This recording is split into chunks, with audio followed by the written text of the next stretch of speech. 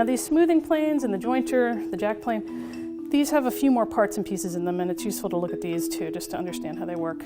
The one extra piece that these have is a chip breaker on top, and that's an extra piece of metal that sits on top of the blade. The blade's on the bottom here, chip breaker's on top. The purpose of that blade, of that piece, is to, well, twofold. It's to hold the blade in a more rigid way in the plane, because it's a longer blade, and that keeps the blade from chattering. And the other purpose of this is to prevent tear out. So when this is running along the wood, the blade's cutting the wood, and there's a tendency for the wood to tear out. This part of the assembly here prevents that from happening.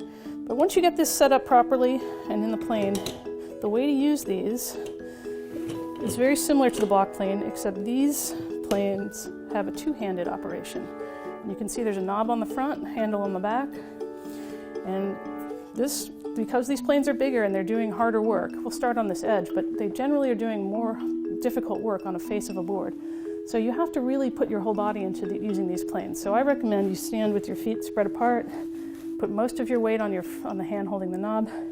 When you're ready to go, you're just going to rock from your back foot to your front foot and use your body weight to push this plane forward.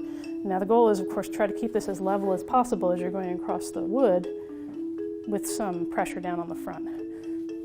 The last part of this procedure is when you get to the end, just lighten up a bit on your hand holding this knob, because you don't want to round over the end of the board. So let's show you. Let's do a demonstration. So you can see if you just have a nice follow through and you lift up at the end, rock from one foot to the other, you get a nice smooth shavings, and that's really your goal, is to see ribbons of thin wood like this coming off. And you can see the result on the wood. It's just a really clean, glassy surface, way better than a saw or sandpaper could do. So that's one of the real benefits of learning how to use these planes, is that you can pretty much throw out your sandpaper after you master these. Now on an edge, that's pretty easy. Let's look at doing a face, because that's the other use of the smoothing and jack planes.